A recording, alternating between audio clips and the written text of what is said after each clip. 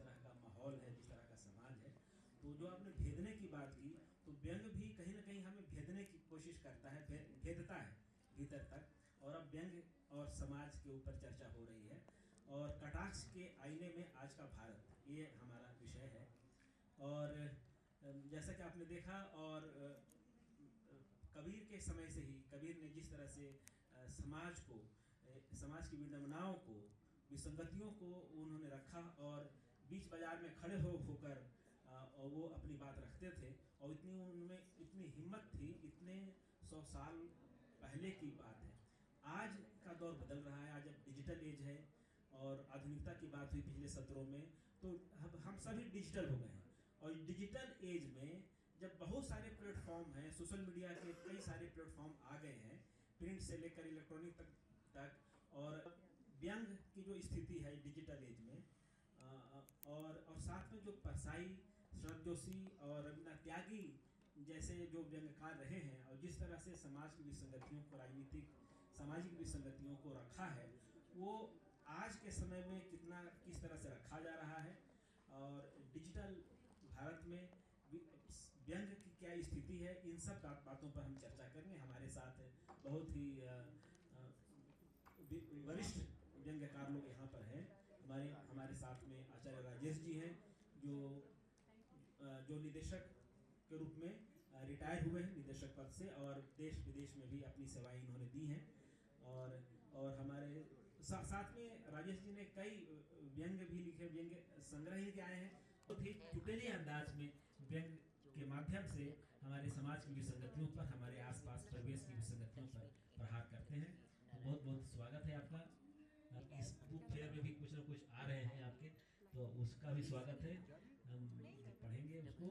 और हमारे बीच हैं, और व्यंग भी लिख रही हैं, कविताएं भी लिख रही हैं, संपादन भी पिछले करीब 20 सालों से संपादन से जुड़ी रही हैं, अखबार से, पत्रिका से, बहुत अच्छी पत्रकार भी रही हैं, और हाँ, क्राइम रिपोर्टर भी रही हैं एक जमाने में। और दूरदर्शन से इनका जो साहित्य का जो ये था, समय था, होता था कि भेदने वाली बात है कि सच लिखिए, सच जो है वो वही टिकता है। तो ऐसे में व्यंग का सच आज लिखा जा रहा है डिजिटल एज में। पहले तो आप सभी को मेरा नमस्कार जी। बिल्कुल व्यंग का सच लिखा जा रहा है और लिखा जाएगा। एक डिजिटल मीडिया के आने से ये अवश्य हुआ है, जो अभी आप चर्चा कर रहे थे, कि एक बड़ा मंच मिला है, एक खुला मंच मिला है। हर कोई अपनी भाषा की शक्ति के अनुसार लिख रहा है। ये अवश्य है कि व्यंग के लिए जो भाषा का संस्कार होना चाहिए वो थोड़ा सतही हो जाता है, लेकिन इससे इसमें फैलाव कम नहीं होगा, विस्तार ही मिलता रहेगा। और मैं जब संजय जी को सुन रही थी, संजय शेफर्ड को, तो वो भी यही कह रहे थे कि साहित्य को एक बड़ा परिवेश मिला है, इकोनॉमिक हो गया है बहुत सारी चीज़ें, तो इकोनॉमिक व्यंग भी हो रहा है। और आप देखिएगा कई मंचों पर व्यंग पाठ, व्यंग कविताओं का पाठ राष्ट्रीय अंतर्राष्ट्रीय स्तर पर हो रहा है। तो आधुनिक समय में मुझे लगता है कि व्यंग का विकास है और होता रहेगा। ये और बात है कि यह दो हिस्सों में अवश्य रहेगा, एक सतही और एक बिल्कुल ही गंभीर और वैचारिक। तो दोनों ही भाषा के संस्कार पर आधारित है। आप जितना पढ़ेंगे उतना अधिक गंभीर लिख सकेंगे, और जितनी बारीक दृष्टि रखेंगे, जितना अपने निजी और अपने आसपास की चीज़ों के सरोकारों को देखते रहेंगे, उतना ही विस्तार रहेगा।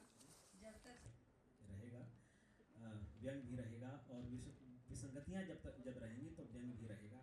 हम परिवार में भी, समाज में भी, आप अपने आसपास पड़ोस में और मित्रों के बीच भी जब चुटेले अंदाज में जब कुछ कहते हैं तो ये व्यंग ही होता है।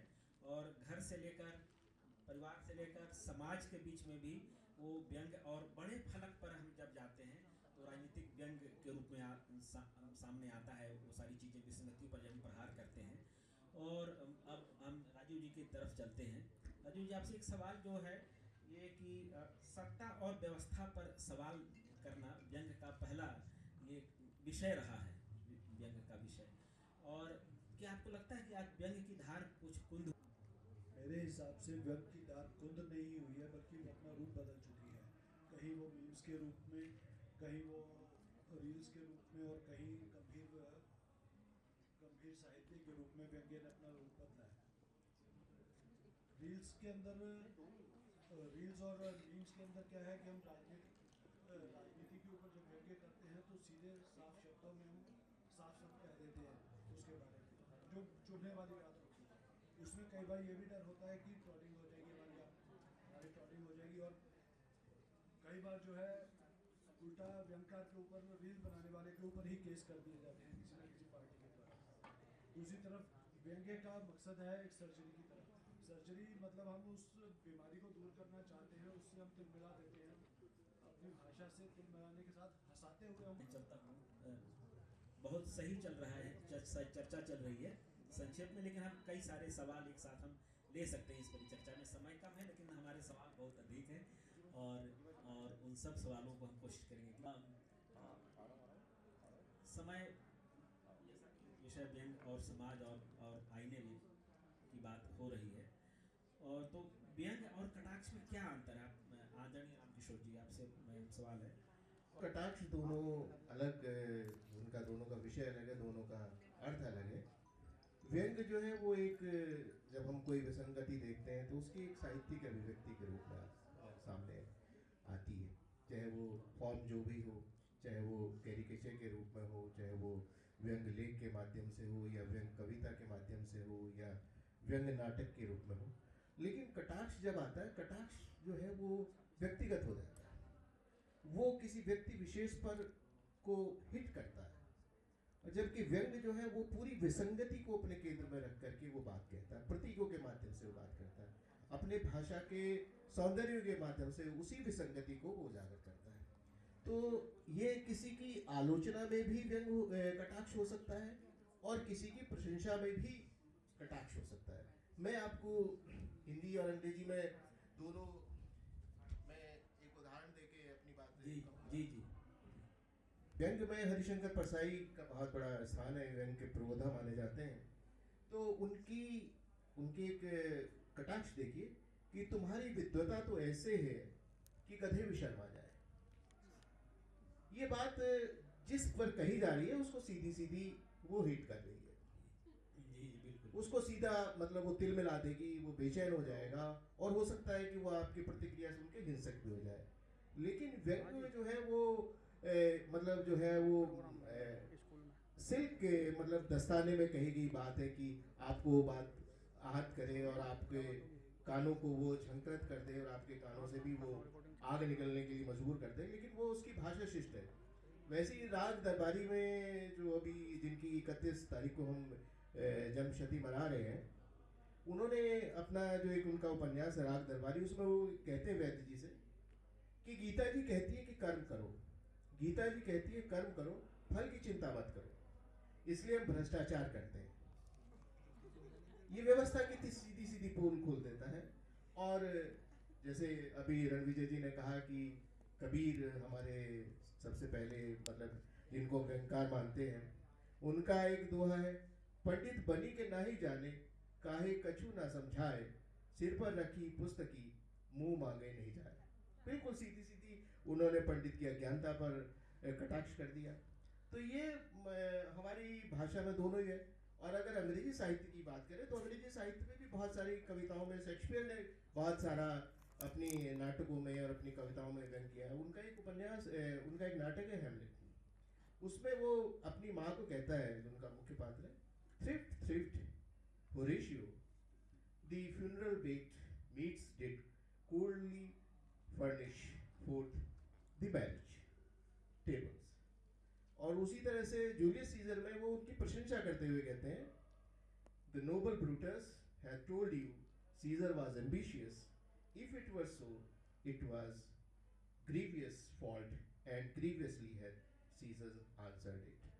तो दोनों में प्रशंसा में भी कटाक्ष है और आलोचना में तो कटाक्ष ही है। अगर हम किसी विसंगति की बात करें तो कटाक्ष तो व्यंग की, मैं जो हम लोग व्यंग के विद्यार्थी हैं, वो हमारी कोशिश होती है कि हम अपनी विसंगति पे प्रहार करें और उसको जो है किसी की व्यक्तिगत टिप्पणी पर या व्यक्तिगत कटाक्ष से बचना चाहिए, क्योंकि व्यक्तिगत कटाक्ष जो है वो मनुष्य को बहुत ज़्यादा आहत करता है। तो कई बार बार आदमी उससे हिंसक भी हो सकता है, लेकिन साहित्य का उद्देश्य यही है कि वो अपनी बात कहे, चाहे वो जिस फॉर्म में कहे, और वो पाठक तक पहुंच जाए या श्रोता तक वो बात पहुंच जाए कि लेखक क्या कहना चाहता है।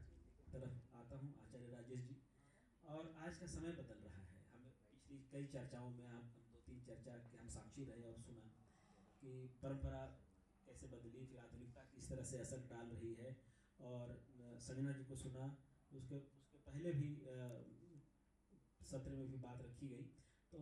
तो ऐसे में जो फैक्ट्स एंड फिक्शन की बात हुई, तो समय बदल रहा है, राजनीतिक परिस्थितियां बदल रही हैं, सामाजिक दौर बदलता हम देख रहे हैं डिजिटल एज में। तो ऐसे में व्यंग्यकार के सामने किस तरह की चुनौती आ रही है? 2 लाइनें आपको सुनाना चाहता हूँ। तिरछी नजरों से न देखो आशिके दिलगीर को। स्वाति जी, तिरछी नजरों से न देखो आशिके दिलगीर को, कैसे तीरंदाज हो, सीधा तो कर लो तीर को। क्या बात है, क्या बात है, क्या बात है। देखिए, आपने आजकल देखा होगा कि जैसे राजनीतिक चर्चाएं होती है ना, कहीं कहीं चैनल पे चलाते हैं, तो उसमें आप कुछ भी सवाल पूछो, जवाब तो मैं वही दूंगा जो मैं देना चाहता हूं। तो उसी हिसाब से मुझे 2 सवाल आपके बहुत पसंद आए। एक तो मैं इस बात की तस्दीक करना चाहता हूँ कि संजना जी हमारे सत्र में भी घुस आई है, मतलब वो अपना सत्र तो उन्होंने किया ही, बार बार संजना जी यहाँ भी आ रही है। नहीं, संजना जी ने जो बात जो कही, अच्छी बात है, सच की जो बात कही ना, हम और व्यंग्यकार सच की बात करता है। आपका स्वागत है, आपका स्वागत है, मैं मना नहीं कर रहा उसके लिए। तो उसमें आपने देखा होगा कि सवाल कुछ भी पूछो तो मैं वही जवाब दूंगा। तो मैं ये जो रामकिशोर जी ने कहा ना कि कटाक्ष और व्यंग्य क्या होता है, उसको थोड़ा सा अपना विस्तार देना चाहता हूँ। जी। फिर मैं गालिब को कोट करता हूँ, कहाँ मैं खाने का दरवाजा, कहाँ शराब खाने का, मैं खाने का दरवाजा, और कहाँ वाइस, वाइस वो वैसे तो उर्दू का है, लेकिन ये उपदेशक है इसका मतलब। कहाँ मैं खाने का दरवाजा और गालिब, और कहाँ वाइस, बस इतना जानते हैं कि वो आता था कि हम निकले। ठीक है। तो असल में क्या है कि जो कटाक्ष है, ये इन दोनों में कटाक्ष था, जो दोनों मैंने लाइनें पढ़ी हैं। और कटाक्ष जो है वो सकारात्मक अर्थ में है, मतलब उसमें सकारात्मक या पॉजिटिव अर्थ भी है। क्योंकि आप अगर देखेंगे, ये स्वाति जी ज़्यादा अच्छी तरह बताएंगी कि आपको दुर्गा कृपा कटाक्ष ऐसे भी स्रोत मिल जाएंगे, ऐसे भी, मतलब कटाक्ष का अर्थ जरूरी नहीं है कि वो आपको नकारात्मक की बात कह रहे हैं, वो उसमें ये भी अर्थ है कि आपको मतलब टेढ़े ढंग से कुछ कह रहे हैं, तीर्थ नजरों से देख रहे हैं। और जो व्यंग्य है तो हम सब जानते हैं कि वो जो तीसरी शब्द की शक्ति होती है व्यंजना, उसका जो अर्थ निकलता है, जैसे मैदान में गधा चल, सरल सा उदाहरण अगर आप दें तो मैदान में गधा चल रहा है, वो अभिधा है, और कोई किसी को कहे कि आप गधे हैं तो वो उसका लक्षणार्थ है।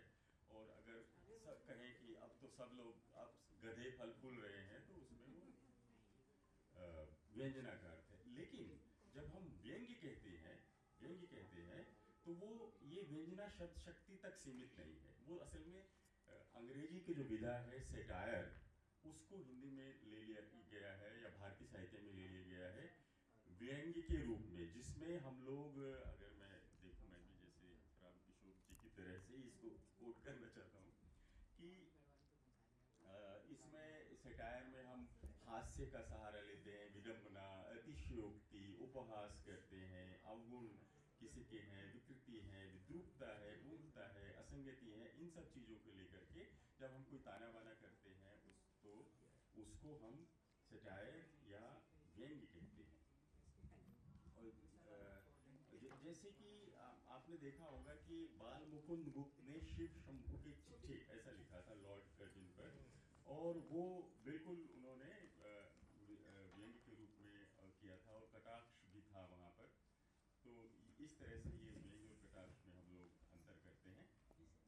जितना ज़्यादा राजनीति समाज में हम लोगों को व्यंग्य करने के अवसर, अब तो आप कोई सीधी सी बात लिख दे तो वो अपने आप में व्यंग्य हो जाती है, इतना ज़्यादा। अरावली में कुछ हो गया, हो गया, या AQI को कोई थर्मामीटर से नाप रहा है, ये सीधे सीधे व्यंग ही हमारे सामने हो रहे हैं, या कुलदीप सेंगर जी को जमानत मिल गई, ये तो व्यंग ही है ये हमारे लिए। लेकिन शुक्रिया। लेकिन जब तक व्यंग्यकार की, मैं आप सभी को सावधान करना चाहता हूँ, जब तक व्यंग्यकार की टांग ना टूटे, कोई उस पर आक्रमण ना करे, तब तक इसका मतलब है कि व्यंग्य नहीं लिख रहा है, वो कुछ बच के लिख रहा है, निकल के लिख रहा है, वो व्यंग्य पूरी तरह से नहीं आ रहा है। या तो ये है कि भाई व्यंग्य तो लिख रहे हैं, लेकिन जो सामने जिसके ऊपर लिख रहे हैं उसे समझ में नहीं आ रहा है, तो वो बेचारा क्या करेगा। या ये सवाल करेंगे आप सबसे, हम जानना चाहेंगे कि समय बदल रहा है, चुनौतियां अलग तरह की आ गई हैं हमारे साथ में। यहाँ आपसे देखिए 10 मिनट का समय बता रहा था, अब देख कर समय कम है, महेश जी आगे कि भाई जल्दी से इनको खत्म करना है।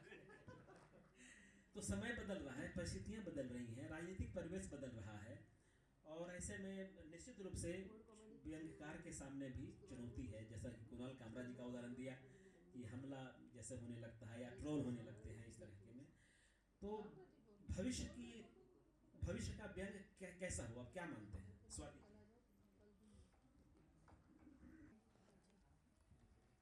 इन्होंने सही कहा, व्यंग्य की सबसे बड़ी चुनौती यही है कि अपने आप को किसी आपत्तिजनक परिस्थिति में न रखकर अपनी बात कह दी जाए। तो व्यंग्य का भविष्य दो वर्गों में, जैसे मैंने पहले भी कहा था कि दो भागों में आपको दिखेगा। एक तो व्यवस्था के साथ चलता हुआ व्यंग्य, जो सभी मंचों पे, कार्यक्रम में, पत्रिकाओं को चलाता हुआ चलेगा, संस्थाओं के सहयोग से, उनके मान सम्मान से, पटकाओं से, और जो भी मोमेंटो स्मृति चिन्ह मिलते हैं आदि से। और एक वो व्यंग्य होगा जो सत्ता से आंखें मिलाकर चलेगा, और उस व्यंग्य की टांगे भी टूटेंगी, हाथ भी टूटेगा, रीढ़ की हड्डियां भी तोड़ने की कोशिश करेंगी, लेकिन मुझे लगता है वही व्यंग्य भविष्य में रीढ़ की हड्डी के साथ दिखेगा। और वो सभी व्यंग्य जो व्यवस्था के साथ चलेंगे, उनको सबसे पहले अपनी रीढ़ की हड्डी गलानी पड़ेगी। तो गले हुए व्यंग्य और एक सशक्त व्यंग्य, दोनों व्यंग्य साथ साथ चलेंगे, और अभी शुरू भी हो गए हैं। एक मंचासीन व्यंग्य है, एक सतही व्यंग्य है, एक गंभीर व्यंग्य है, जो साथ साथ अभी भी चल ही रहे हैं। जैसे कि मुझे किसी ने कहा, एक बहुत बड़े व्यंग्यकार ने, कि मुझे लगता है मेरे साथ यह विधा समाप्त हो जाएगी, इसके विषय में आप क्या कहेंगे? तो मैंने कहा कि जिस दिन आप, मेरी मृत्यु के साथ ये समाप्त हो जाएगा, तो मैंने उनसे कहा कि जिस दिन आपकी मृत्यु होगी उस दिन आपका व्यंग्य समाप्त हो जाएगा, व्यंग्य तो रहेगा। ठीक वैसे ही, क्योंकि विसंगतियां तो रहेंगी, तो जो व्यंग्य विसंगतियों पर सीधी बात करेगा वह देर तक, दूर तक और सदैव प्रासंगिक रहेगा। जैसे कबीर कहते थे, कबीरा खरा बाजार में लिए लुकाठी हाथ, जो घर फूके आपना चले हमारे साथ। तो आज भी वही बात है, और ये युगों युगों तक प्रासंगिक रहेगा, क्योंकि परिस्थितियां नहीं बदलती हैं। हर सत्ता अपना वर्चस्व चाहती है, वह किसी भी पंथ की हो, किसी भी संप्रदाय की हो, किसी भी भाषा की हो। अगर आप भाषा की ही बात कर लें तो लोग कहेंगे नहीं, हमारी भाषा श्रेष्ठ है, मृदु है, अच्छी है। जाति की कर लें, संप्रदाय की कर लें, राजनीति की कर लें। तो मछलियों के जो स्किन हैं वो सबसे अधिक चमकदार होते हैं, क्योंकि वो हमेशा धारा की विपरीत दिशा में चलते हैं। व्यंग्य बिल्कुल ऐसे ही चमकदार रहेगा जो धारा की विपरीत दिशा में चलेगा। बिल्कुल, बहुत बढ़िया स्वाति जी। सब में नहीं है, वो ललित निबंध है। जी, तो अब राजीव जी की तरफ चलते हैं कि भविष्य का व्यंग्य कैसा हो, आपकी नज़र में क्या है, और उसका क्या भविष्य देखते हैं? व्यंग्य का भविष्य उज्जवल है, बस वो अपना रूप बदलता रहेगा। कभी वो स्टैंड अप कॉमेडी के रूप में आएगा, और कभी ऑडियो बुक्स के रूप में भी आ सकता है आने वाले समय में। कभी गंभीर व्यंग्य, तो कभी रील्स, और फिर वही पॉइंट आ जाता है बार बार घूम के कि रील्स और मीम्स के ज़रिए आजकल बहुत हो रहा है, स्टैंड अप कॉमेडीज़ के ज़रिए हो रहा है, और आने वाले टाइम में विसंगतियाँ बढ़ती रहेगी, तो ये सब होता रहेगा। आने वाला समय इसका उज्जवल है, लेकिन अपना रंग रूप चोला बदल कर ही आएगा, बदलता रहेगा समय के साथ। ये बढ़िया सच और कह रहे हैं सर मैं सुनाना चाहता हूँ अपनी। जी जी, स्वागत स्वागत। गधे कुछ खुदा के घर से फरार हो गए, गधे कुछ खुदा के घर से फरार हो गए, कुछ विपक्ष में बैठे कुछ सरकार हो गए। बहुत बढ़िया। और सही कहा आपने कि व्यंग जो है सिर्फ किताबों में नहीं है, व्यंग रील्स में भी है, व्यंग मीम्स में भी है, व्यंग स्टैंड अप कॉमेडी में भी है, और कई रूप बदल कर हमारे सामने आ रहा है। और बदलते दौर में डिजिटल एज में व्यंग का रूप भी बदल रहा है जी। परोसने का। अब हम रामकिशोर जी की तरफ चलते हैं, क्योंकि आप बताएं कि आप अट्टहास पत्रिका के संपादक हैं, उस नाते भी आप किस तरह के व्यंग आमंत्रित करते हैं। आप चाहेंगे कि आप उस तरह की आलेख जो ऋण वाला जो व्यंग है, जिसमें ऋण हो, जिसमें सत्ता की या व्यवस्था की जो चुनौतियाँ झलकती हैं, और व्यंग्यकार का काम है चुनौतियों से जूझना जी। देखिए, मैं तो जैसे कहते हैं ना, मैं तो एक्सीडेंटल व्यंगकार हूँ, जैसे कहते हैं एक्सीडेंटल प्राइम मिनिस्टर की बात। खैर, ये तो बात हास्य की थी। देखिए, व्यंग की बात करते हैं तो व्यंग ही है। जो शास्त्रीय उसकी परिभाषा है, जो उसका सौंदर्य है, जो उसका शैली है, उस शैली में ही अगर वो व्यक्त होगा तो वो व्यंग होगा। इसके इतर तो हम कल्पना नहीं कर सकते। अगर हम छंद की बात करें, अगर उसमें वर्णिक छंद है या मात्रिक छंद है, अगर उसमें मात्राएं नहीं है या उसमें वर्णों का ज्ञान नहीं है, तो फिर वो कविता नहीं है, वो छंद मुक्त कहलाएगी। तो अगर वो किसी और स्वरूप में आता है तो वो निश्चित रूप से व्यंग नहीं होगा। आप कहो कि वो एक, जैसे कहते हैं कि भाई एक हार्ड हिंदुत्व, एक सॉफ्ट हिंदुत्व, तो ऐसा थोड़ी हो सकता है। व्यंग तो व्यंग है, व्यंग सॉफ्ट व्यंग नहीं हो सकता। व्यंग तो होगा ही अगर उसमें तीक्ष्णता नहीं है, उसमें मारक क्षमता नहीं है, उसमें प्रहारक क्षमता नहीं है, तो व्यंग नहीं है, फिर वो कुछ और है। वो फिर सत्ता की चापलूसी होगी, चाहे जिस प्रकार की सत्ता हो, चाहे वो धार्मिक सत्ता हो, आर्थिक सत्ता हो, सामाजिक सत्ता हो या राजनीतिक सत्ता हो। तो जो प्रेमचंद ने कहा कि भाई साहित्य जो है वो समाज के आगे चलने वाली मशाल है, वो राजनीति के पीछे चलने वाली सच्चाई नहीं है। तो साहित्य जो है वही चलेगा, वही टिकेगा, और चाहे वो व्यंग के रूप में हो, चाहे किसी और विधा के रूप में हो, जो सत्य के साथ होगा। मैं जो उन्होंने कहा संजना जी ने, मैं बिल्कुल उसकी बात से उनकी सहमत हूँ कि सत्य के साथ जो भी होगा वो सत्य चाहे भले ही अप्रिय हो, लेकिन कहते हैं कि भाई अप्रिय भी कहना पड़ेगा। क्योंकि अगर आपने व्यंग्यकार का उद्देश्य जो है वो ये कि समाज के सामने जो विसंगतियां हैं, विकृतियां हैं या विद्रूपता है, अगर वो अपने उनको सामने नहीं रखेगा तो वो अपने धर्म का निर्वाह नहीं कर रहा, चाहे भले ही उसके लिए कितनी चुनौती हो। और मैं तो आज समझता हूँ जब लोग कहते हैं कि व्यंग के सामने क्या चुनौती है, व्यंग के सामने अगर सबसे बड़ी चुनौती है तो आज के व्यंग्यकार स्वयं है, क्योंकि वो विधा के जो उस मूल तत्व को ग्रहण न करके कुछ और लिख रहे हैं। वो स्त्री पुरुष के संबंधों पर व्यंग लिख रहे हैं, वो ड्राइंग रूम में बैठ करके व्यंग लिख रहे हैं, वो समाज की जो और बहुत सारी विसंगतियां हैं जो बाहर है, जिनको वो देख नहीं रहा, उनसे बाहर निकल करके, अपने घर के कमरे से बाहर निकल करके स्त्री पुरुष के हंसी मजाक या उससे अगंभीर व्यंग के बजाय उसको ऐसे व्यंग लिखने चाहिए जैसे पर्यावरण पर व्यंग है, जैसे आज की और देश की समस्या है, आर्थिक व्यंग है, उन पर व्यंग लिखना चाहिए, ताकि समाज में पता चले कि उसमें हो क्या रहा है। अभी जैसे कुछ लोगों ने व्यंग लिखा कि राजस्थान में एक स्कूल में छत गिरी, तो उसमें बहुत सारे लोगों ने व्यंग लिखा। तो मैं कहता हूँ व्यंग वहां नहीं है कि स्कूल की छत गिरी, वो एक दुर्घटना है। लेकिन व्यंग कहाँ उत्पन्न होता है? व्यंग उत्पन्न होता है जब स्कूल की गिरी हुई छत में जो बच्चे घायल हुए और उन बच्चों को जब अस्पताल में दाखिल किया गया, तो उस अस्पताल में देखने जाने के लिए जब मंत्री जी के लिए उस अस्पताल तक एक नई सड़क का निर्माण किया, तो व्यंग वहां उत्पन्न होता है। तो ये हमें देखना होगा कि व्यंग कहाँ उत्पन्न हो रहा है।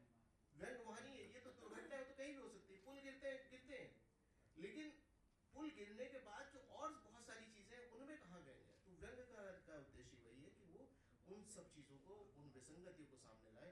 और मैं समझता हूँ व्यंग्यकार के सामने जो भी सच कहेगा, चाहे वो व्यंग्यकार हो, चाहे वो राजनेता हो, चाहे वो धार्मिक नेता हो, चाहे वो सामाजिक नेता हो, जो भी सत्य बोलेगा उसको जहर का प्याला तो पीना ही पड़ेगा। तो भविष्य का जो व्यंग हो आपकी नज़र में किस तरह से हो?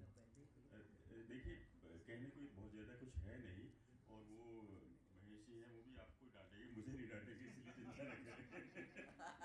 तो मुझे ये कहना है कि अभी जो व्यंग्यकार श्री प्रेम जन्मेजय जी ने एक आयोजन भी किया था और एक पुस्तक संपादित कर रहे हैं, व्यंग्य का संक्रमण काल।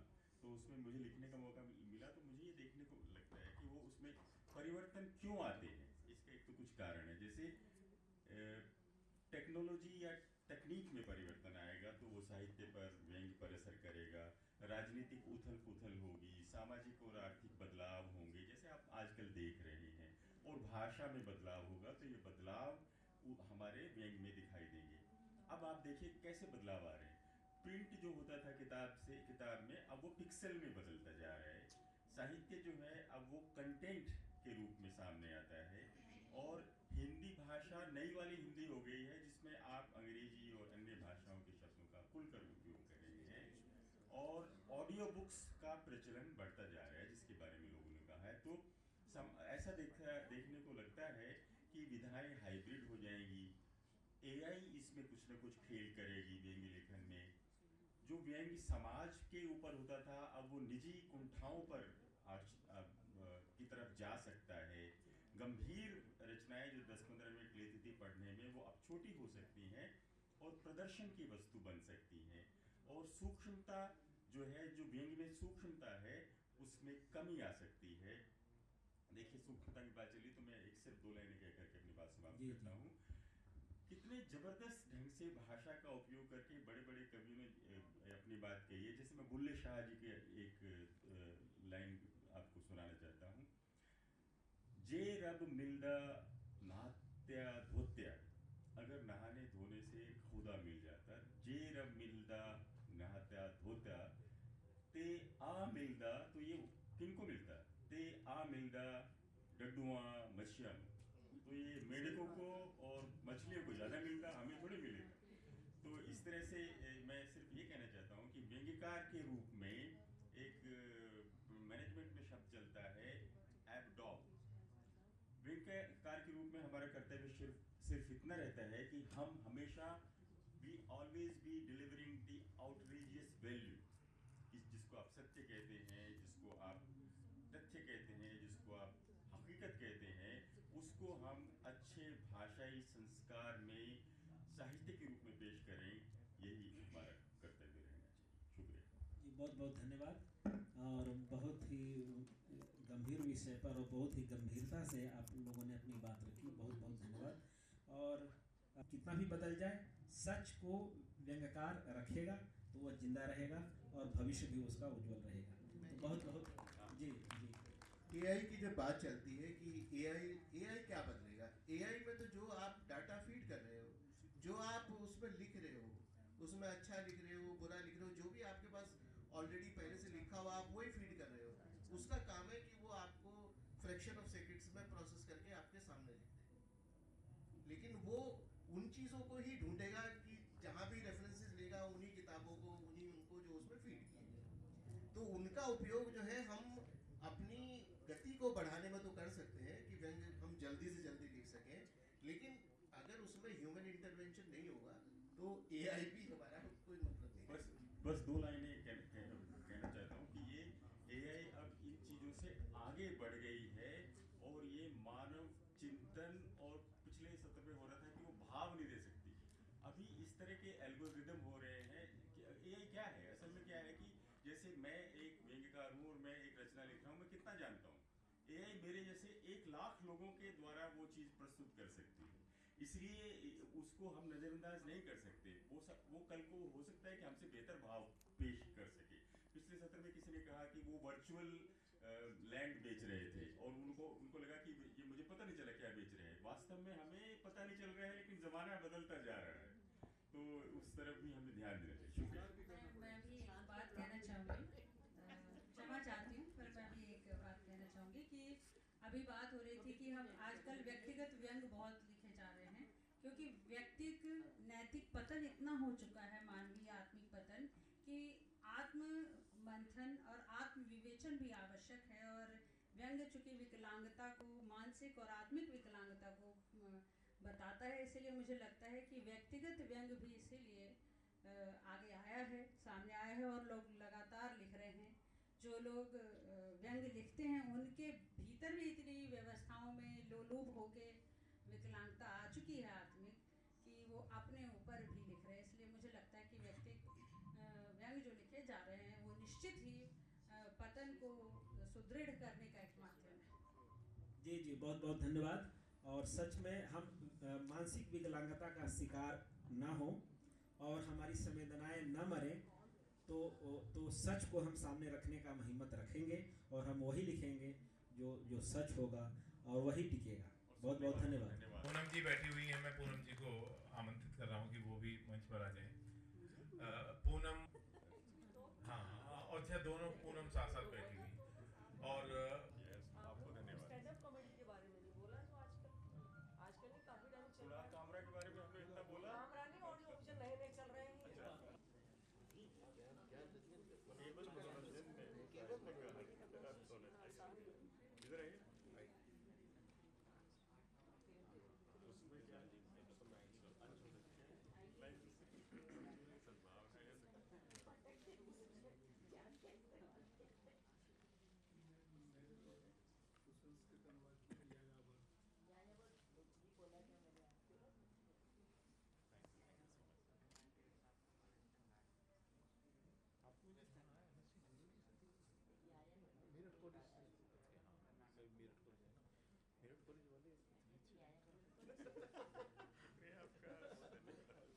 उसमें क्या